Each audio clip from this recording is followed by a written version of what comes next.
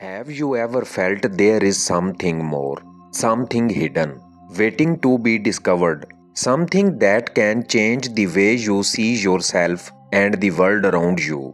Today, we are going to explore a light that is hidden, secrets that are already spoken, and the path that could show you if you are truly chosen. Let's step together into this journey of mastery and discovery. What if you've been worshiping, striving, and seeking spiritual growth for years, but the door you keep knocking on was never even built for you? It's a really heavy thought. It is, because we usually assume that spiritual closeness is just a matter of distance. Right. That if we just walk far enough or pray hard enough or accumulate enough merits, we will eventually arrive. But what if the divine isn't far away at all? What if your relentless effort to, get there is the very thing blocking the path? Welcome to today's deep dive. We are stepping into a profoundly different kind of space today. Yeah, we're focusing on a single, really arresting discourse from the YouTube channel Dastan Urdu. Titled Aapko Wilayat Kunahin Milti, or The Hidden Law of the Soul. It's just a heads up, this exploration is not about typical religious advice. We are not going to talk about miracles or earning grand titles. Or adding more tasks to your daily routine. Our mission today is to uncover what this discourse identifies as the hidden law written inside the human architecture. It is designed to challenge, and maybe even completely dismantle, some deeply held spiritual perceptions you might have. The underlying promise of this material is that by breaking the illusions we hold about our own righteousness, we can actually elevate our consciousness. So we are walking into a complex mystery about the very nature of the self. Dastan Urdu opens with this incredibly striking paradox regarding the concept of wilayat. Which is essentially ultimate nearness to the divine or spiritual mastery. Exactly. And the paradox is simple. If attaining wilayat was just a matter of completing a long list of good deeds or, counting prayer beads for decades. Wouldn't every single dedicated worshiper have reached it by now? Right. If it were just a mathematical equation of inputting actions and outputting enlightenment, the world would be overflowing with spiritual masters. But it clearly isn't. No, it's not. And the discourse diagnoses this problem not as a lack of effort, but as a fundamental flaw in direction. Most seekers are exhausting themselves trying incredibly hard, but they are deeply conditioned to treat spirituality like a ladder. We operate on this linear assumption. We think if I read more, pray more, and fast more, I will climb higher. We view it as a physical trajectory, where we start at the bottom, in the mud of the world, and the divine sits at the very top of the ladder. We treat it exactly like leveling up in a video game. Or acquiring a university degree. We assume we just need to grind for enough experience points to unlock the next level of enlightenment. But this perspective traps us in duality. As long as we view God as an external entity across a vast distance, and ourselves as separate beings trying to cross that gap. We're entirely missing the point. The text strips away this idea of a destination altogether. Wilayat is not a prize handed to you at the top of a staircase. It is a fundamental shift in consciousness. It changes the entire paradigm. You aren't traveling across time and space. The distance, as argued here, only exists in your constructed perceptions. It's an optical illusion of the soul. I love that phrase. Changing your actions without changing your angle of vision leaves you exactly where you started, just more tired. You can climb that ladder for an entire lifetime, only to realize it was leaning against the wrong wall. That raises a pretty heavy question. If committing sins or lacking good deeds isn't the primary veil keeping us from this nearness, what is? The discourse takes a sharp pivot right here and points directly at the nafs, the ego. But it bypasses the usual surface-level definitions of ego, doesn't it? We aren't just talking about greed, lust, or anger. No, the definition of the nafs provided here is terrifyingly subtle. We often equate the ego solely with our base, worldly desires to do bad things. But the core of the nafs is simply the I. It is your sense of self-importance and separation. And the most dangerous, insidious form of this ego doesn't tempt you to sin. It actually survives and thrives by hiding inside your worship. The dissection of how the ego survives within prayer itself is a masterpiece of deception. Think about the mechanics of guilt. When you do something wrong, your conscience usually wakes up. You feel broken, remorseful, and you recognize your own flaw. You are humbled. But when you perform a good deed, when you worship, the ego steps in to congratulate you.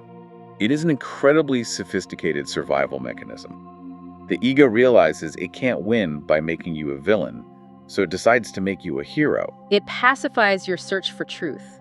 It helps turn you from a sinner into a good person. Then it elevates you from a good person to a pious person, then to a spiritual person. And finally, it ushers you into the ultimate trap. It turns you into someone who feels mumtaz, superior, distinguished, or special compared to the masses. Wait, so the ego's basically saying, I will let you pray all night, I'll let you fast all month, as long as you let me feel superior to everyone who is sleeping or eating. That is exactly the transaction taking place in the dark. It uses your own goodness as the ultimate veil. The ego doesn't mind if you are pious, as long as it gets to take the credit for that piety. Because the moment you look around and feel distinguished, the moment you think, I am on a higher spiritual plane than these ordinary people, You stop searching. A satisfied person stops looking for the truth because they are completely convinced they already embody it. the text is uncompromising here. Wilayat does not descend upon a heart that considers itself to be something. It's an inverted path. The higher you consider yourself to be, the lower the door becomes. It's embarrassing to admit, but I've caught myself doing this in everyday life. Oh, same here. I'll be putting a $20 bill in a charity box or holding a door in the pouring rain, and a tiny, quiet part of me is subtly looking around to see if anyone noticed. And if no one saw it, a fraction of the satisfaction vanishes. That vanishing satisfaction is the ego revealing itself. You weren't just performing the deed for the sake of goodness. You were purchasing an identity. You were buying the label of the generous person. That microscopic difference in intention is exactly where the trap snaps shut. We become so comfortable in our perceived righteousness that we become entirely blind to our own spiritual arrogance. The discourse notes that the moment you realize this, the moment you admit your entire curated spiritual identity might be deeply flawed. The door actually begins to shake. So how do we dismantle a trap that uses our own goodness against us? Well, if force and discipline are just other tools of the ego, we obviously can't wrestle it into submission. You don't kill it. The solution offered is one of profound observation. You cannot fight the ego because the you that wants to fight is often just another mask the ego is wearing. Instead, you shine a light on it. You simply recognize it. When you catch yourself wanting praise for that charity or desiring to be recognized as the wisest person in the room, you just observe that desire. You don't make excuses for it. You don't try to frantically justify it with some noble logic. And you don't deny it exists. The trap only works in the darkness of our own ignorance. The moment you see the ego operating and you calmly acknowledge it without defending yourself, its power begins to dissolve. It thrives on your reaction, whether that reaction is pride or extreme guilt. By offering neither, by simply observing, a silence is born within. And this silence is the prerequisite for the awakening of the dill, the heart. Dastan Urdu has a beautiful, highly specific definition of the heart in this context. It completely moves away from the biological palm or the poetic center of swirling emotions. It frames the heart as the ultimate organ of spiritual cognition. The eyes see the scenes of the material world. The intellect, the mind, processes the data and understands the meaning of those scenes. But the heart is the center of perception that actually touches reality. It is the faculty that perceives the unseen.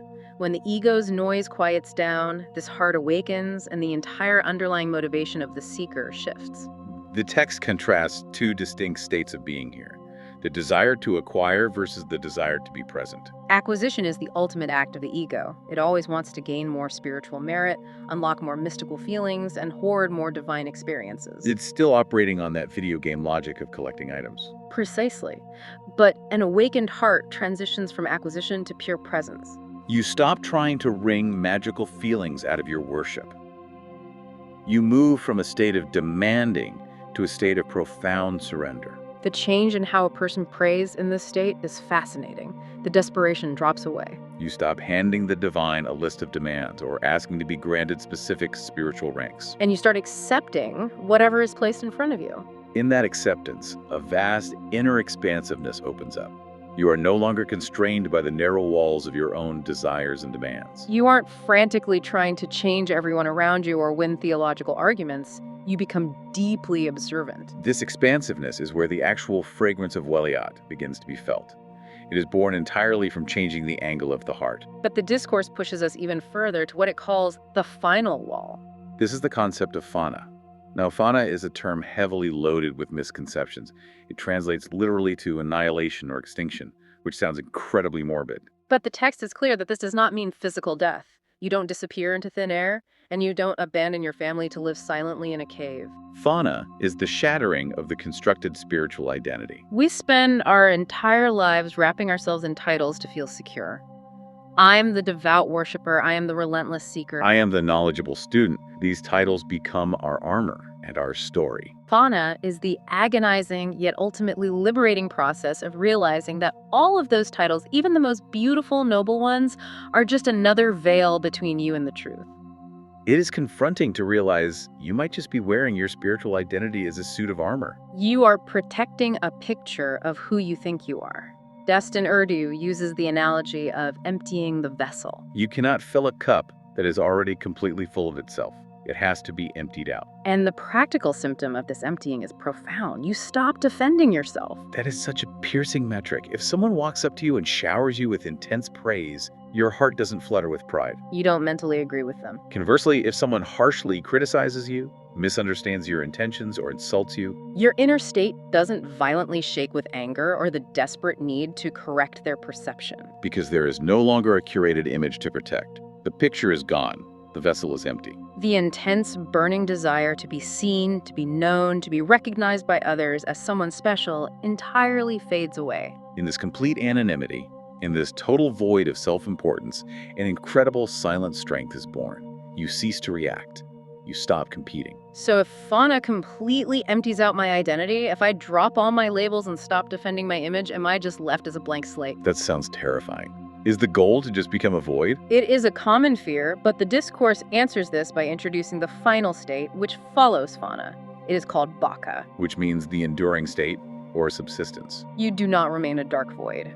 What remains after the ego is shattered is baka. And what is most striking about Baka is how profoundly normal it appears from the outside. It completely strips away the mythology we attach to spiritual masters. It is not a magical state where you are levitating or constantly performing miracles to an audience. Baka is characterized by a quiet, absolute normalcy. You continue to perform deeds. You go to work, you interact with your family, you engage with society, but those actions no longer form your core identity. You worship, but that worship doesn't build a wall of superiority that separates you from the person who doesn't worship.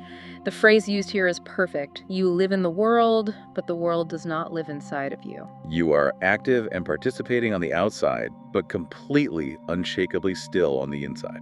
This brings us to the true definition of wilayat, synthesized by the text. It is not a loud, boisterous claim. It provides no arguments to prove its own validity to skeptics.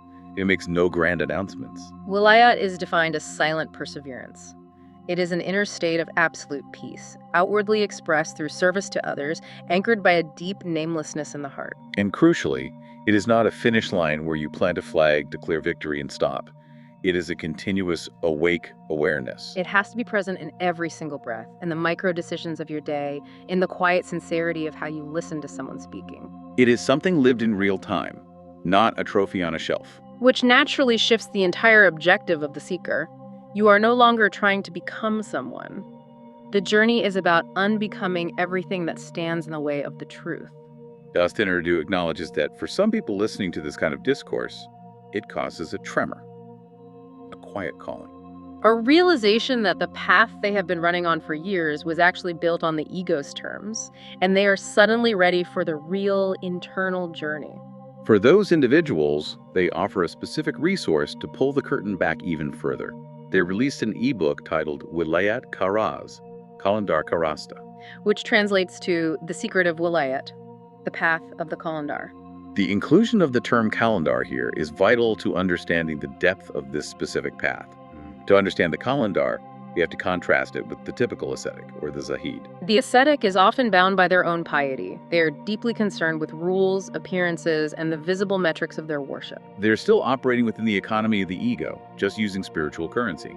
They are terrified of being seen as anything less than perfectly devout. Exactly.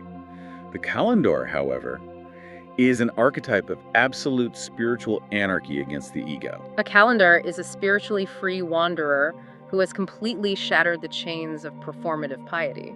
They are utterly unconcerned with public opinion, praise, or blame. They have undergone that fana, that emptying of the vessel, to such a degree that they might even appear blameworthy or entirely ordinary to the outside world, while internally they reside in that enduring state of bakar. So this ebook explores how the path of the calendar differs fundamentally from mainstream, action-obsessed spirituality. It dives into the mechanics of achieving this ultimate internal freedom, a state completely empty of the ego's constant demands for validation. And it explores the paradox that this internal surrender, this namelessness, actually creates the ultimate external strength. It is for those who want to understand the profound connection between the hidden laws of the soul we've discussed today and the specific liberating path of the calendar. It moves the theory of Fana and Baka into a lived reality. As we bring this deep dive to a close, let's look back at the terrain we've navigated.